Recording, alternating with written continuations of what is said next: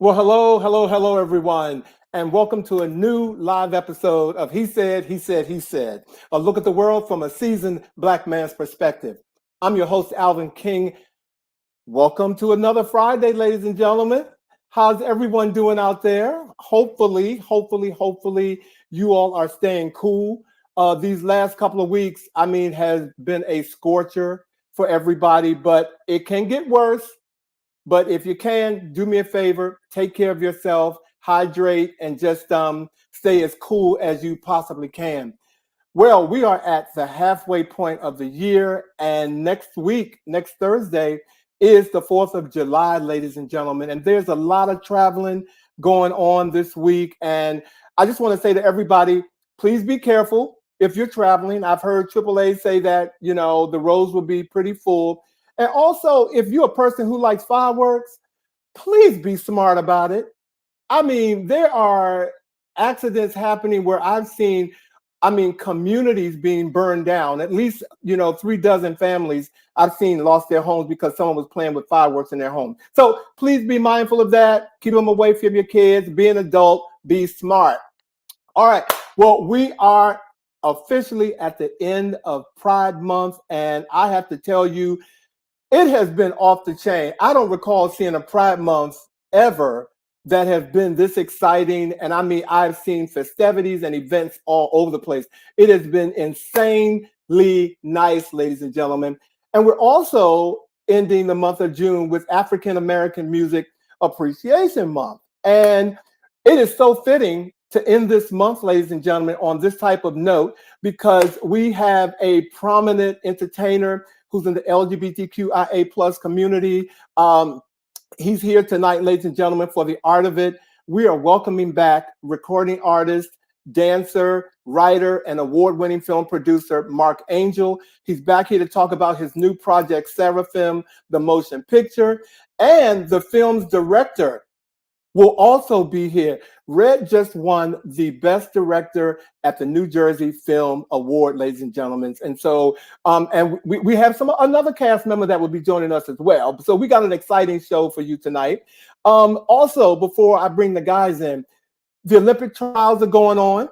And I have to say also, another event that to me is more exciting than it was when they had the last event. We have 28 days from today. It starts on July the 26th through August the 11th in Paris. And there's lots of energy surrounding this year's Olympics. And I just want to point out a couple of folks that are doing some things. For example, Noah Lyles, ladies and gentlemen, track and field star, just won the 100 and the 200 at the finals to make the Olympics. Sha'Carri Richardson, come on now. We all know Sha'Carri. She didn't make the last Olympics, but she has made this one, and she is doing what needs to be done. And I also want to talk about this young man who lives in DC, Quincy Wilson, 16-year-old track star. He is a phenom. He is already a title holder, ladies and gentlemen. He didn't make the Olympics, but he has to beat his own record. Okay, so Quincy, keep doing what you're doing. I heard you're an A+ student. Just keep doing what you're doing. And we have Simone Manuel in swimming. There's not many African Americans that I know of that are in swimming. So I just want to point out that she has won. She's going to the Olympics. Fred Richards in gymnastics. Keep your eye on this, brother. All right. And last but not least, the GOAT. Simone Biles is kicking some behind, ladies and gentlemen, and doing it well. Simone has to outdo all the other Simone Biles flips and dips and all that she's created for herself because nobody else can do them. But I'm all into the Olympics, ladies and gentlemen, and it's just a wonderful, wonderful thing. And last but not least, I want to take this opportunity to recognize a trailblazer in the African-American fashion industry, ladies and gentlemen. A good friend of mine, Renal White, who was the first black male to be on the cover of GQ magazine, to also have the Calvin Klein campaign, and to also have the Ralph Lauren Polo campaign. He just celebrated 50 years in the fashion industry. And in 1979, he burst onto the scene, and he was one of my mentors, ladies and gentlemen. And I got a chance to honor him for the National Association of Black Journalists convention where I honored all the top Black models in America, and he was one of them. And that's one of my proudest achievements, ladies and gentlemen, in this industry. And I'm just sad that he has gone. He was a trailblazer. And if you're in the fashion industry, a model, particularly a Black male, you need to know who he is, ladies and gentlemen. So, okay, it's time for us to get on with the show. Again, we got an action-packed show for you. And I always like bringing my guys in. So if you guys are ready, let's get on with the chat.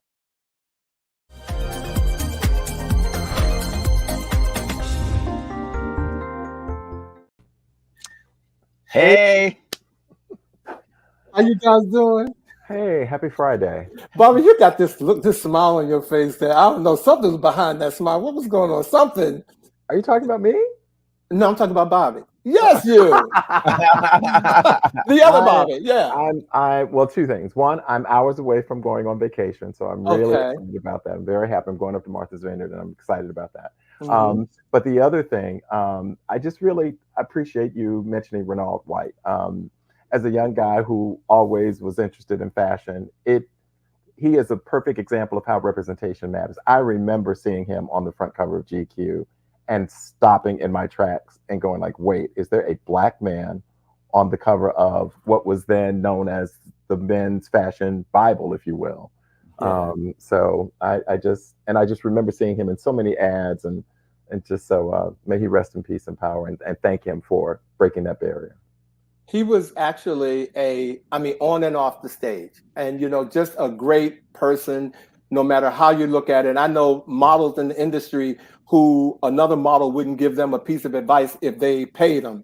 He would always be that person to let a model know you could do this or you could do that. Mm. And when I met him and he allowed me to book him for my first show, I knew I had arrived. I said, Alvin, you have arrived. And so I just, and he traveled with me around the world, and just a person who told me about the business and how to prepare myself as a producer in the industry. And so, it was a loss that was kind of hard to deal with on yesterday, but thank you, Bobby. You're absolutely correct. Thank you. Wow. Vaj, how you doing? Doing all right. I'm just happy that it is no longer 175 degrees outside. Everything else trails off of that. I'm just happy that my insides are not cooking. And dealing with the notion of what is going on with the presidential debates and this new presidential race. That has me stunned. Vash. Yesterday, it was at least 30 seconds after it started, and I think I posted on Facebook, will someone bring Joe Biden some water? Okay. That's the first thing I said, bring him some water, Right. Yeah, it was a little, it was hard to watch, and so many missed opportunities in my opinion. Yeah, it was troubling. I think it also speaks a great deal about our nation right now, that out of all the talent that we have in this nation, those are the two options that we have in terms of the highest level of leadership. Mm-hmm. Our producer referred to one as the devil and one as what was the joke? the lead guy from A Nightmare Before Christmas. Yeah, it's like it was. It was terrible. Mm-hmm. Mm-hmm. Very, very sad. But more shall be revealed.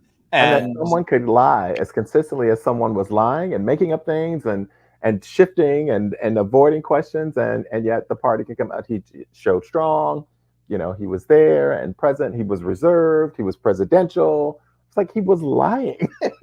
We just said the con man and the old man. Well, that's what it was. Mm-hmm. He was doing what he normally does and what he's always done. So, so again, on that note, for me, I hold Joe Biden had an opportunity to go in, but Joe Biden looked like he was intimidated by him. And that made me cringe.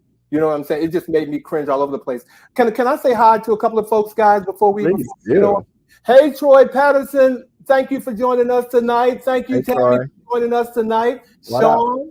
And let me see who else. Michi, I think I saw Michi and Kim. Kim, thank you for joining us tonight. I don't think I've ever met you or seen you, Kim. So thank you for joining us tonight. Appreciate you being here. Thank you. Michi said it was an embarrassment that this is all we have to be leaders of the free will. You got it. Hey, Monica. I think that was supposed to be free world. I think. Free world. Free world. I got you, Michi. When I'm mad, I mistype some stuff too. I got it. Hey, Monica. So what else is going on in your world?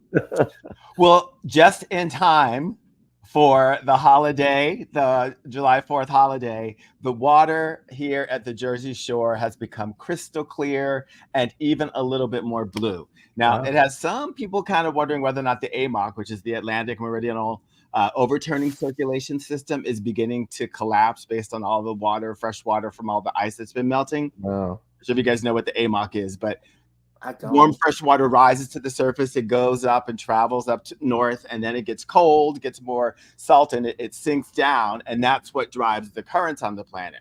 Well, with this fresh blue clear water coming down from the north and hitting Jersey, people are wondering, is the AMOC finally collapsing, and is that what's causing all of these weird things with the weather?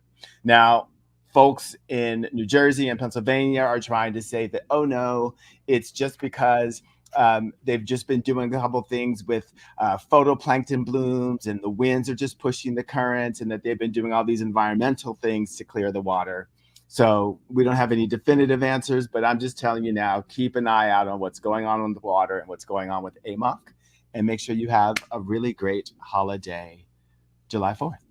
Oh, well, you know, when it comes to water, if it gets too close to the bottom of my swimming trunks, it's too close. Okay, so I don't even get in because to see that blue water on the Jersey Shore. Oh my God, that's a big no. That's a red flag for me.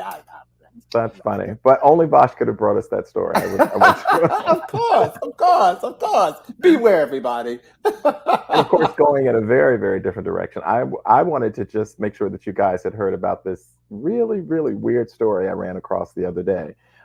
It's the story of a former executive assistant of a tech CEO who was found decapitated in a Manhattan apartment in 2020, and he's been found.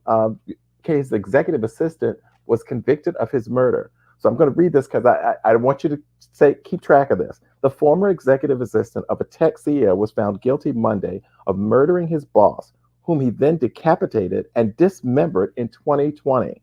Now, the prosecutors are saying that Tyrese Haspel, who is 25, that's him here, killed Fahim Saleh, 33, to prevent him from learning Haspel had embezzled about $400,000 from the venture capitalist and the CEO of Gatka, a Nigerian motorcycle ride share company. So his executive assistant had been embezzling money. He had been caught initially, had promised to pay the person back, and then found out, the CEO found out that he was still embezzling money, even after he had said that he had stopped, and he was going to report him. And so on July 13th in 2020, Haspel followed Saleh into his Lower East Side condo, tased him in the back, and stabbed him multiple times. The next day, he returned to the apartment to dismember the body and clean up the crime scene. It is unfreaking believable. This is somebody that I would see standing next to me in Subway. Okay? And to think that you could actually cut someone's head off? Dismember them. But the question is, would fear drive someone to that degree? Like, you look at this guy, you certainly wouldn't think that he would have the capacity to do that. But was he so afraid that what his life was going to be like as a result of being caught in this embezzlement, that he would, imagine tasing somebody in the back, taking them down, and then going, because to dismember a body is not an easy thing to do. Police do it all the time. Bosch has told me several times that it was difficult when he was attempting to do that. I know.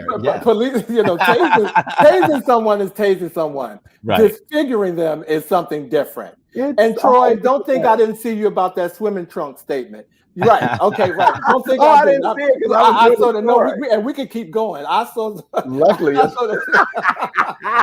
you are correct, Troy. I saw that. Hey, Derwin, how you doing, Stephanie? Yeah, people are crazy. That is ludicrous. But I'm glad they got him because hey, Derwin, it's sad. that is sad. But again, it happened in 20, and it took 4 years, but they finally got him. DNA got him down. Wow. His girlfriend doesn't think he did it though. She does not. She probably has 100,000.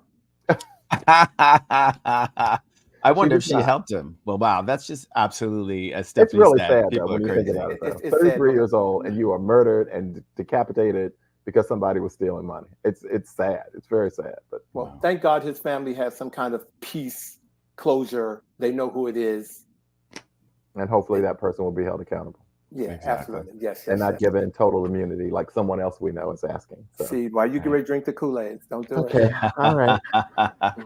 So I digress. We're going to take a moment and honor Elin Harris, whose birthday was June 20th. Harris was born in Flint, Michigan in 1955, and he became one of the most influential authors, creating stories about gay, bi, and polyamorous Black people. Because of Harris, terminology and behaviors were exposed and conversations were able to be had around sex, around love, sexuality, and more. And we also learned that the Invisible Life trilogy is being adapted for television at HBO. That story follows a young Black man's journey of sexual discovery as he realizes he is gay. So Harris has touched many, many lives with his work. Have you guys been affected or impacted by Elin Harris?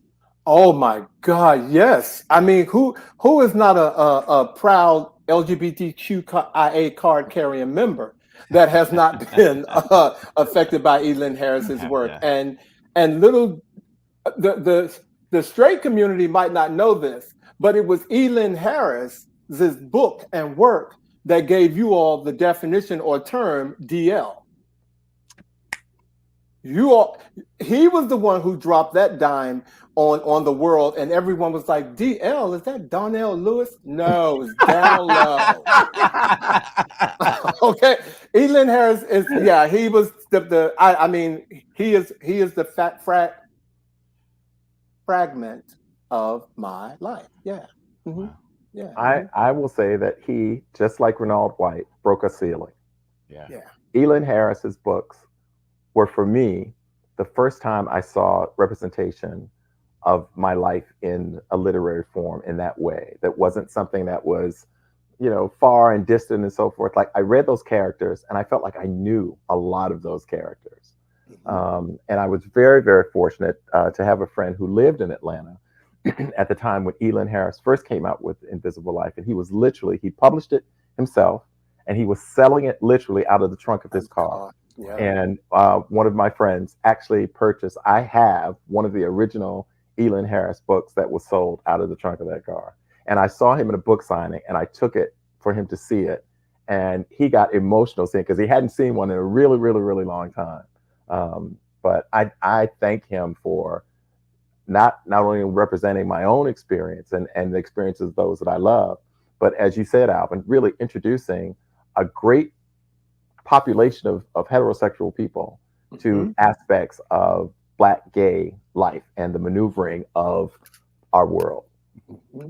He did. That was, Vosh, thank you for acknowledging Elin Harris tonight. And it's actually, it's really in line with, our special guest tonight, because where Elin Harris did it through books, you know what I'm saying? Our special guest is doing it through music and film. And so it's such a, and this is, he's our special guest, and I'm going to introduce him, ladies and gentlemen, but he's a part of the new generation, who are telling stories about the LGBTQIA plus experience and doing it in a way that, wow, that's gaining attention. So thank you, Vosh. Absolutely. And he's doing it from a place of, I don't even want to say pride, a place of just being, right? Mm-hmm. Like there's no, I've got to do it this way so I fit in. He's just like, here I am, and here is the story, and that's all there is. It's amazing that this is where we are now with our people, partially because of Elin Harris, partially because of just the chutzpah that this young man has. Wow. Well, you know what? Please look. I had a whole introduction, but we just went and laid it out for our special guest. But I'm going to give you all a little piece of who he is. That was really good, and we didn't even plan that. Yep. Our special guest, evoking the charismatic timbre of the Jacksons with a splash of urban pop. Marck Angel is a true multi-hyphenate music artist whose soft yet skilled counter-tenor vocals are only matched by his talents for songwriting and producing. And if that's not enough, he's got an electrifying dose of choreography, and I've seen it, to add to his palatable agenda. Born and raised in Queens, New York, Angel credits a melting pot of influences such as Michael Jackson, Janet Jackson, Tevin Campbell, Ralph Tresvant, El DeBarge, and Marvin Gaye. The impact of these multi-talented artists have helped to generate Angel's diverse interests in dancing at the age of 2, singing at the age of 4, and writing songs at the age of 10, and now producing them at 16. Ladies and gentlemen, please welcome back to the He Said, He Said stage, Marck Angel. Yay! He's like, hey, how y'all doing? Guys, how are you? Again. How are you? Because you've been busy. I've been busy. We've been busy. The entire project has been keeping us crazy, but in a good way. So, well, thank you for having us. Welcome back. I want to start off, aside from the 3 introductions that you just got, I want to say, first of all, congratulations. Since you left us in December of 23, you were a semi-finalist for the Flicker's Rhode Island International Film Festival for Best Music Video, an award winner at the Cannes Short Film Festival for Best Music Video, and the winner of the Best Actor, and your director has won the Best Director Award at the New Jersey Film Festival, all for SERAPHIM, the motion picture. Okay, can we? Okay, so my first question. Okay, before we begin our conversation with you, can you just briefly tell our viewers, give us a synopsis of SERAPHIM, the motion picture? Well, SERAPHIM started with an album that we put out in 2022. And the idea was to release the album, then release some singles and some anthological music videos, and then eventually take those anthological music videos and arc them into a full feature film. It was originally supposed to be a short. And then the album fleshed out, and I was like, no, I think we could do a full feature film. And everybody looked at me like I was crazy, but we did it. So it turned out to be a full feature film. And so we arced these anthological music videos with a storyline, with acting and dramatic sequences. So we have a full beginning, middle, and an end. And it's a musical romance drama that's based around 2 lovers that are trying to requite their love in Brooklyn, New York. They're trying to requite their love because they've broken up. So we center in on a day in the life of them, their trek of trying to get back together. And as they're trying to get back together, they run into an antagonist from the past played by Donnie E. Thomas, who plays the Jen character. And then they have to also deal with the socially conscious, cultural, turbulent, political craziness that we live in, post 2020. So it's combined with wonderful music, award-winning music, choreography. Red directed it with her amazing eye. Meech helped me choreograph it. So if you like Rhythm Nation 1814 film short, or Beyonce's Lemonade, or Michael Jackson's Moonwalker, Todrick also did Straight Outta Oz. If you like sort of that experimental art house, avant-garde, sort of non-linear short film, a long film now, then SERAPHIM the Motion Picture is for you. Yeah. Thank you. All right. You all heard it, and we'll be sharing where you can get that as well, ladies and gentlemen. Okay. So you mentioned a couple of those different artists who had experimented with this type of mixture of genre. But then you took it to a much longer version. What led you to believe that this was the route that you wanted to go with this music and this film, combining them in this way? It wasn't. The album was supposed to originally come out in 2020, but then COVID hit. So we had started shooting some of the stuff, and it just so happened that with the time of COVID in there, bittersweetly, it was like, no, let's really flesh this out and let's really get it there. I've never seen anybody do it in regards to putting it to a full feature film in regards to openly Black queer artists into movie theaters. So just an opportunity to say, well, I don't, has anybody else done this? Okay, let's do it. So, I mean, if I'm missing anybody, then, please let me know. But in regards to, Black queer musicals, there's not many of them. So it was an opportunity just to do something, and also to speak to the movement. The film, outside of the awards and all the hoopla and stuff like that, it's impacting people. As people are leaving the theaters with at least a moment of higher consciousness, because we're in a real retrograde of higher consciousness right now on this planet. So I'm glad that regardless of it being a Black-centered film, a queer-centered film, that it's reaching audiences that go outside of that spectrum. So thank you. I got it. Yeah. By the way, I love it. I love it.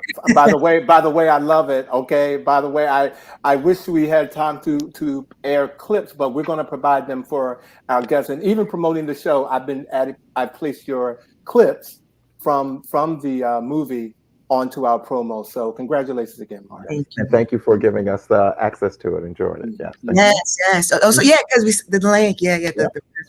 Thank you. Yeah. Yeah, there's a lot to it. It is quite the journey. How much of it is based on your own life? I think everything I do is based on real life. I wouldn't do it if it didn't. I'm one of those artists that I experience life and then I try to distill it through my song and dance, and now I guess through film. I'm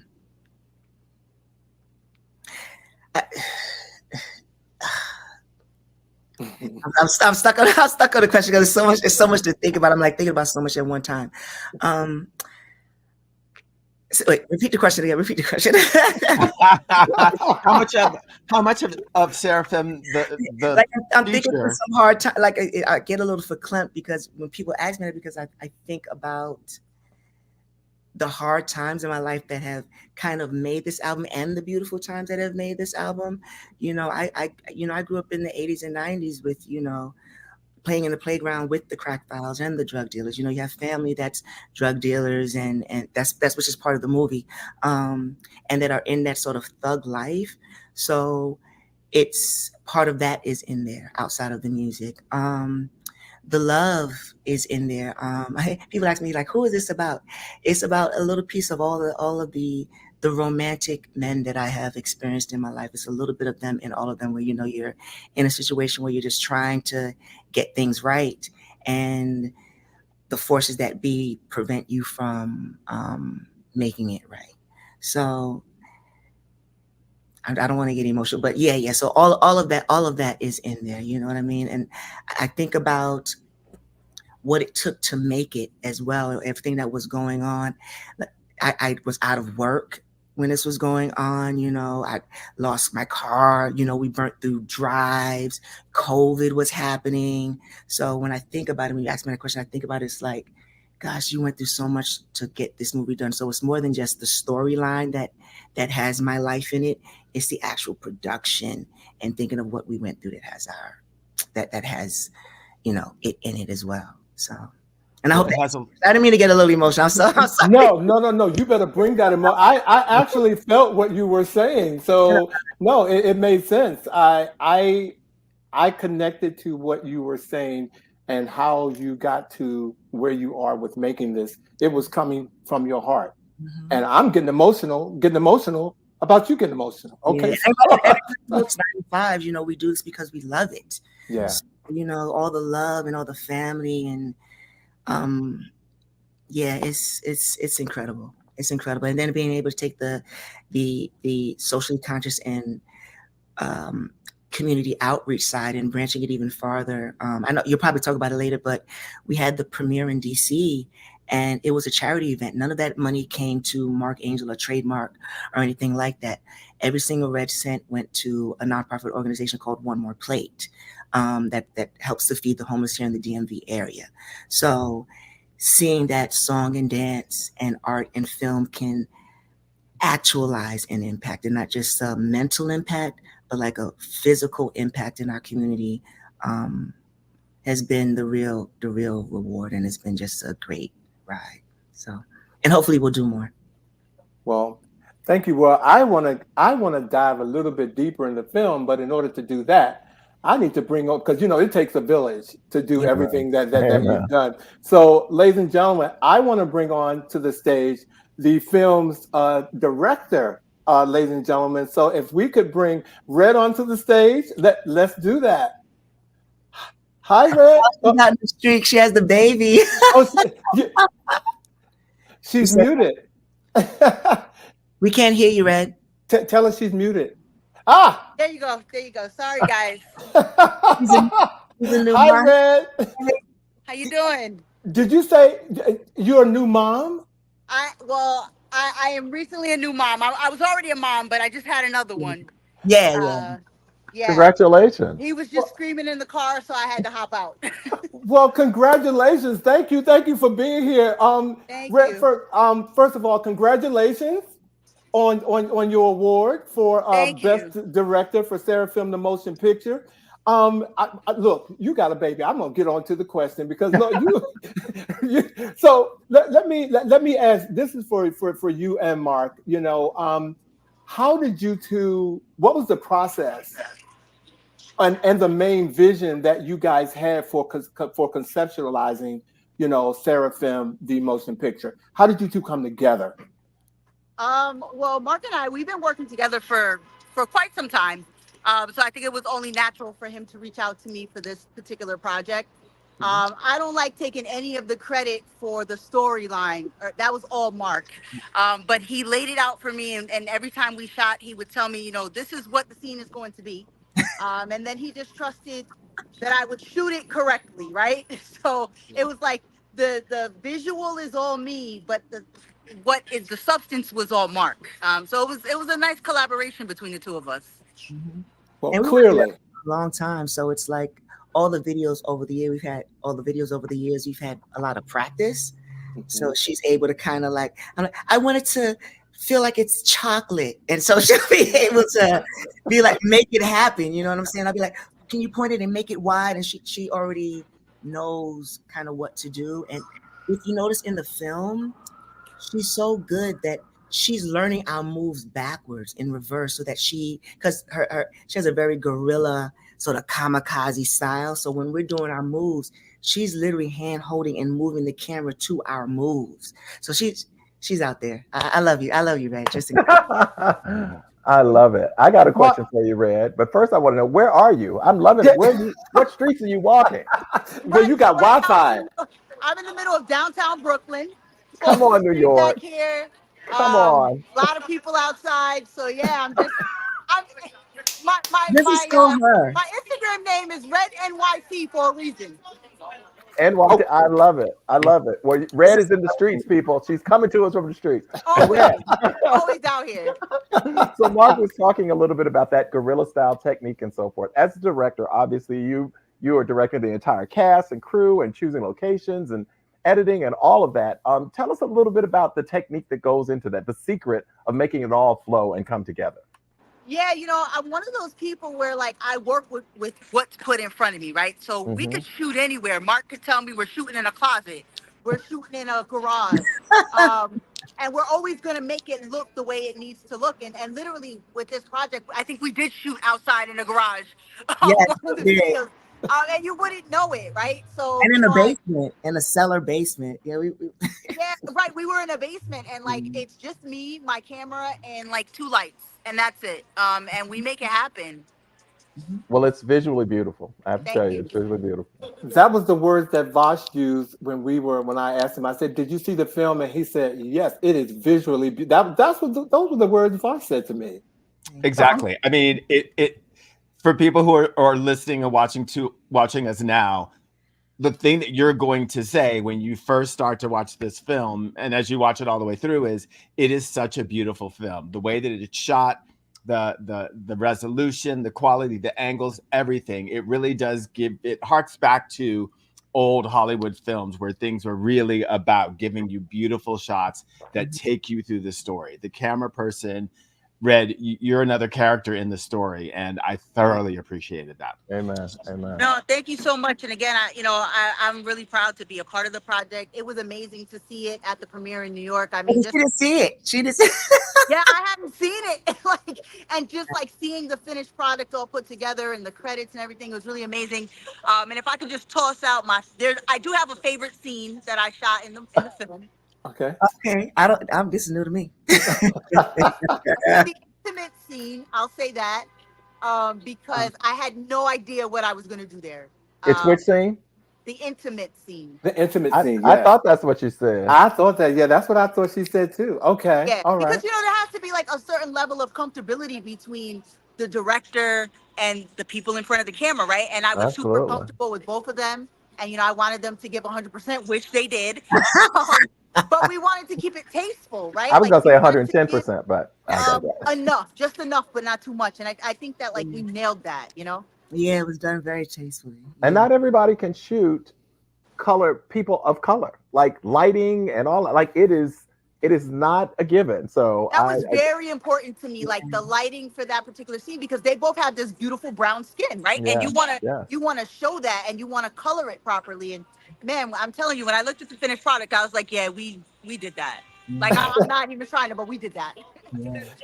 And thank you, Dwight Allen O'Neill, for the cocoa butter skin makeup. Like we were so nice and golden. Yeah.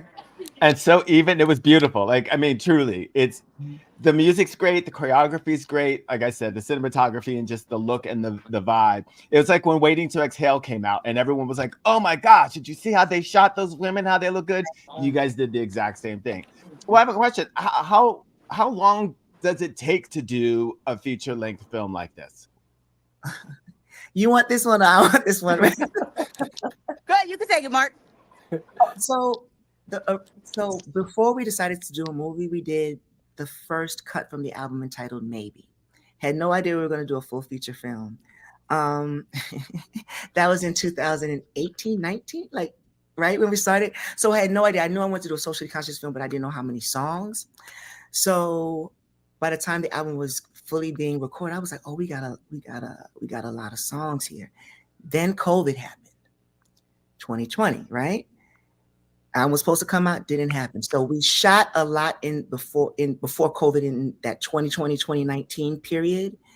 And then we had to take a big break during COVID. We skipped in a couple of times just to a couple of cancellations.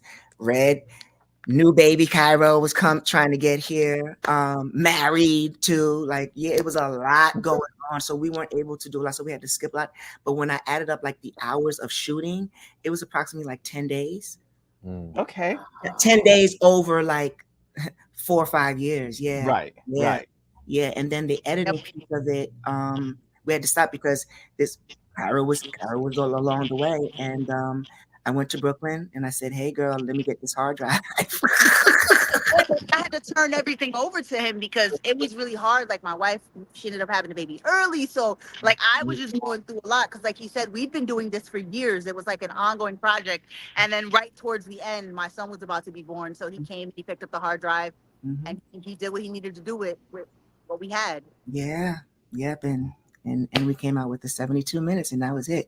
But because Red, even like the scenes, like she didn't see all of the shots with the aerial shots and stuff like that because I hired other people to shoot those shots, and license other people to shoot those shots so that we could incorporate it in and make it seamless. So it was a lot of work. Yeah, and a lot of wonderful people that just put their spin on it. And thank God for YouTube University and the Institute of Google, because I would not have known how to do a pence of that stuff. I had to literally study and learn how to do it. Yeah. The Institute of Google. We all are in class. Okay. And hey, Red, you know how to do this? What was that overlay that you used? And help me. That's truth. He would literally be like, oh, what's that plugin? What's this? Yeah. So yeah, it was really collaborative between the two of us. Yeah.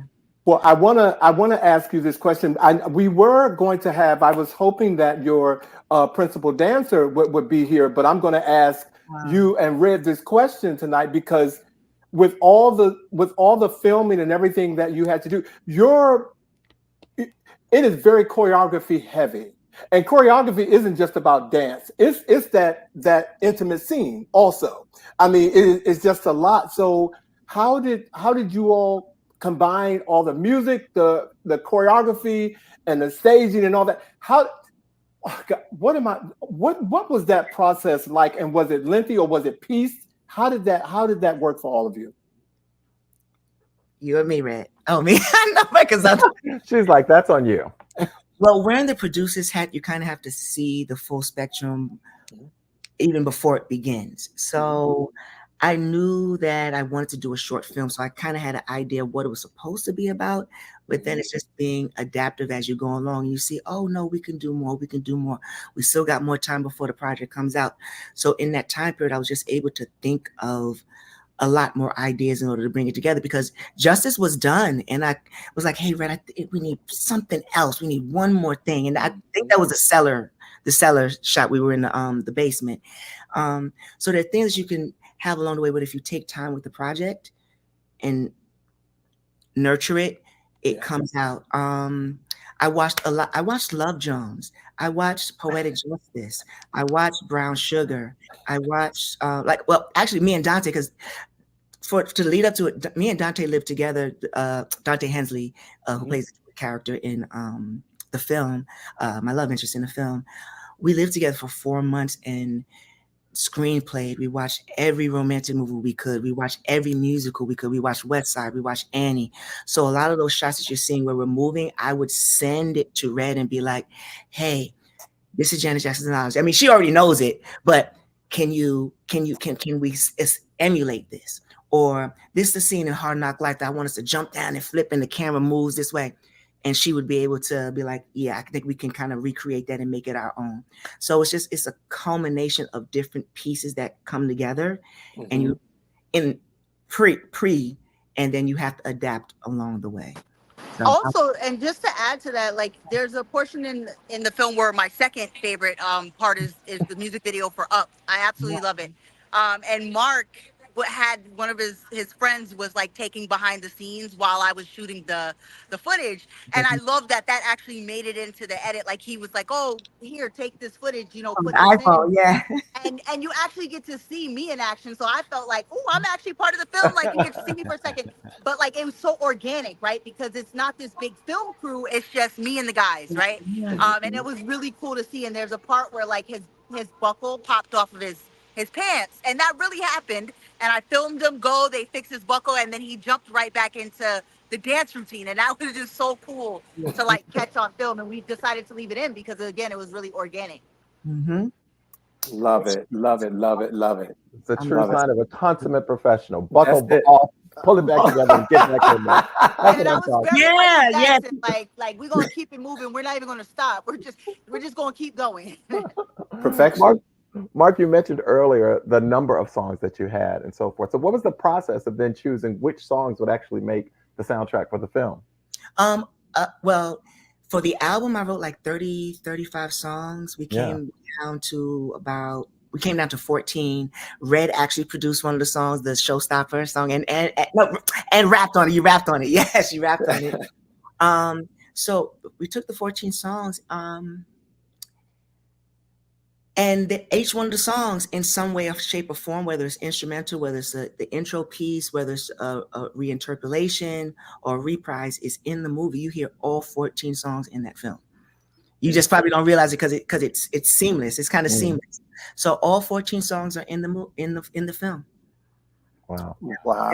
It was just trying to figure out.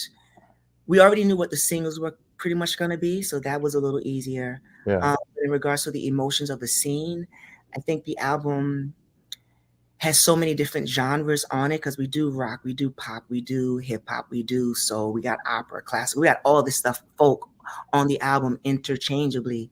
So it was easy to find the different moods because we had so many different moods on the album. Yeah. It's beautiful. I love it. I love every bit of it. I can't wait till you all see it. Okay. I can't wait. It really is important.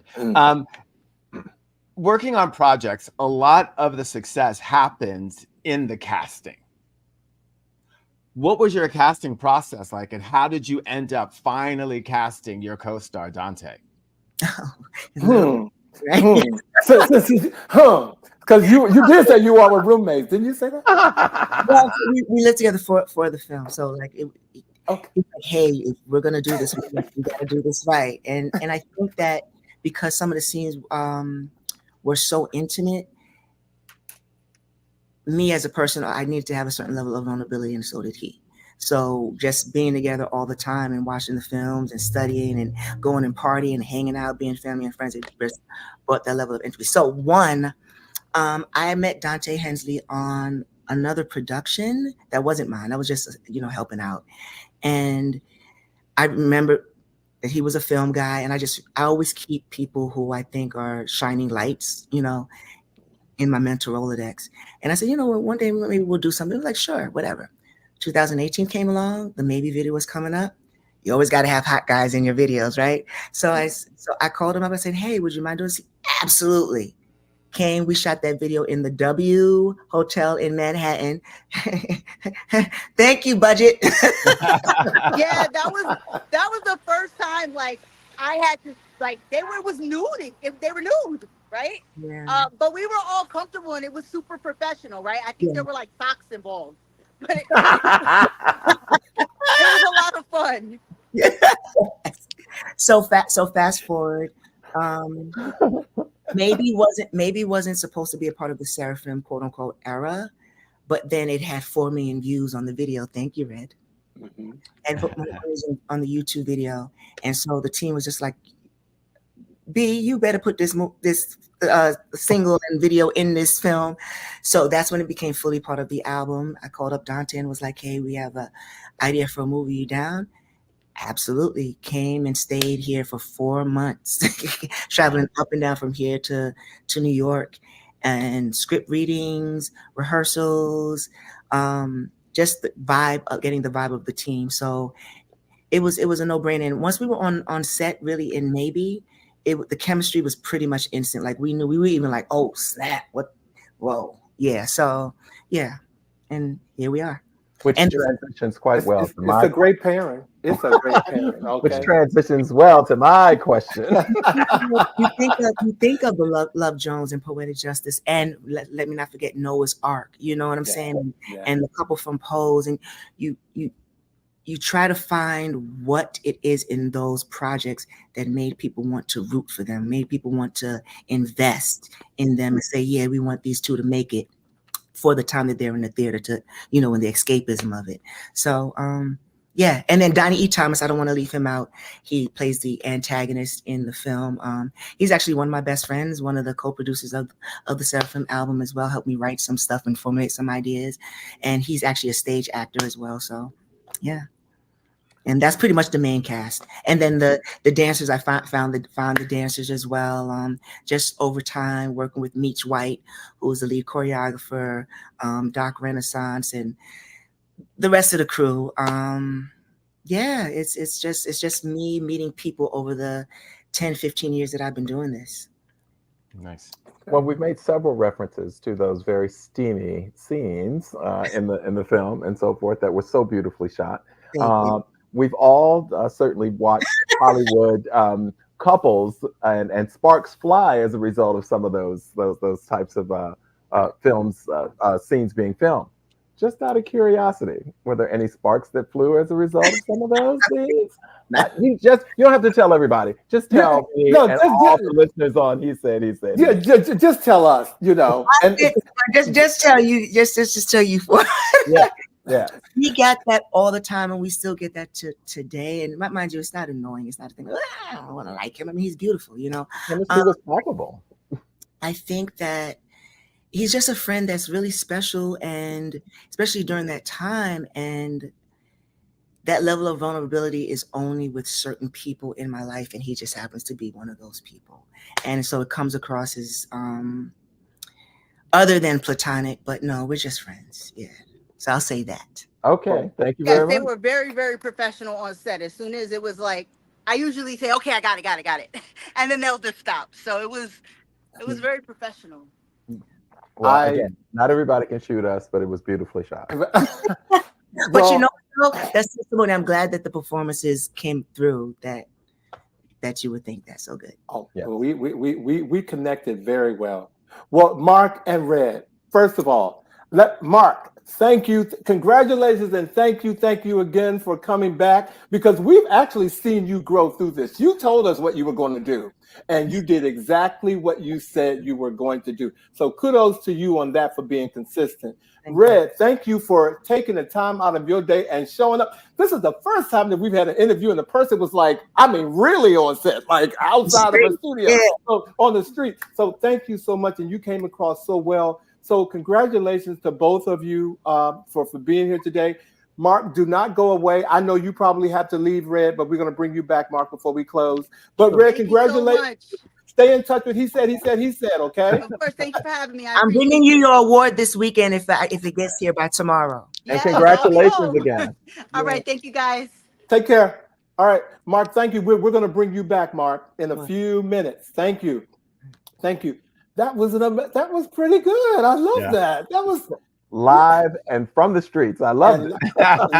Live is live, no matter how you look at it. I just want to see if there's some folks that came in here. JJ, how you doing? I think William Candelaria came in. William, thank you for joining us tonight, and for being here with us.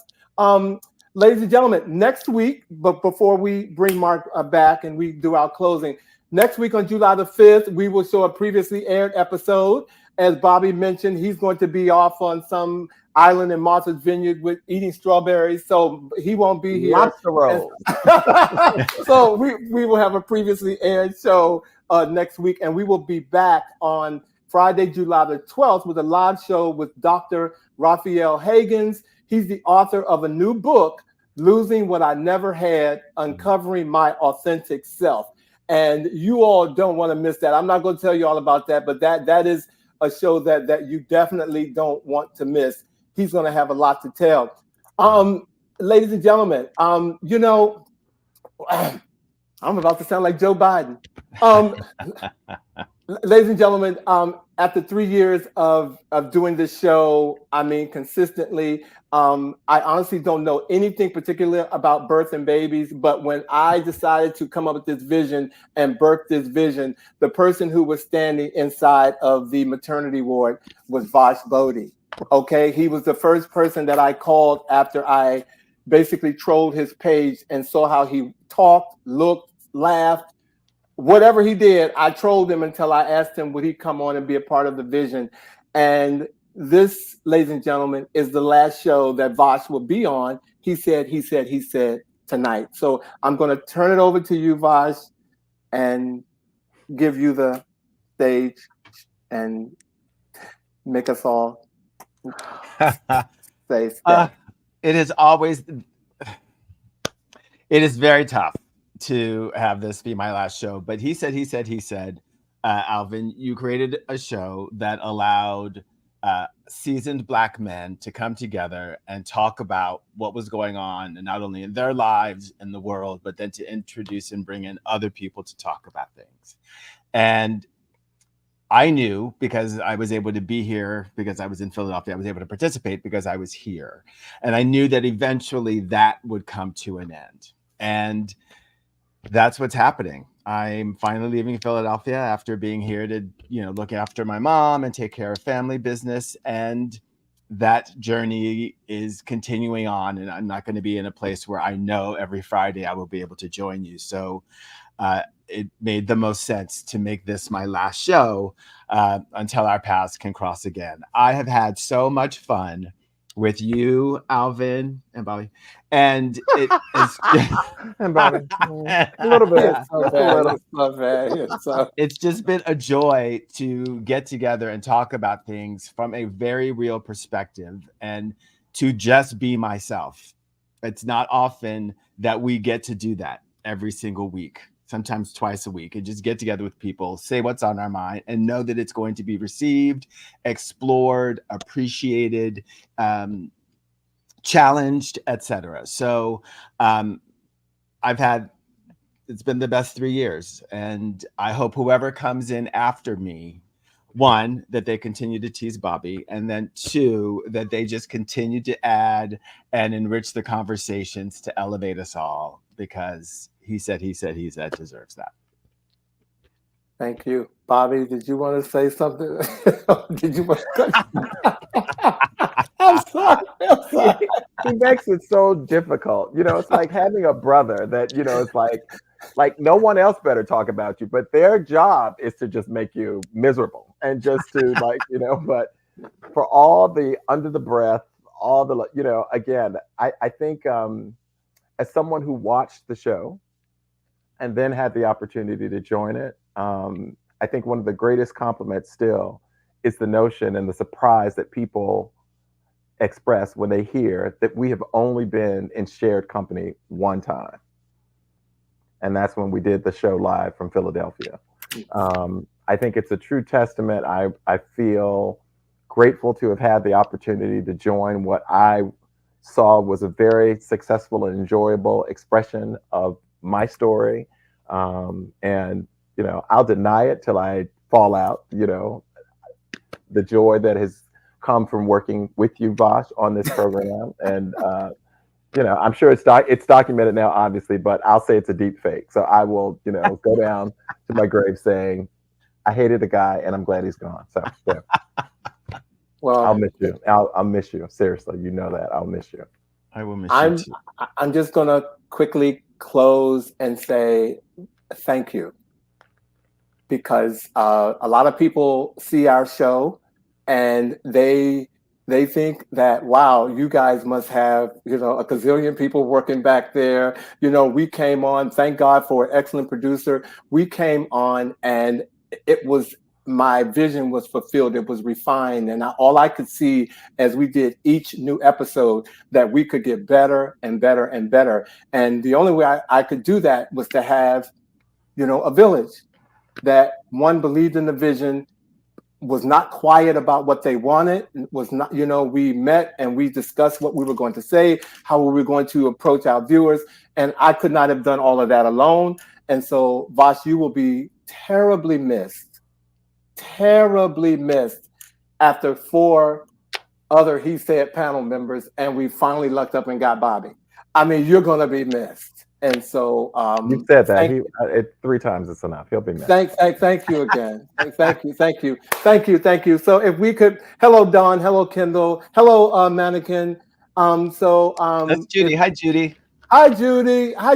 I'm supposed to call you. Hi Judy. So we could bring Mark back to the stage, ladies and gentlemen.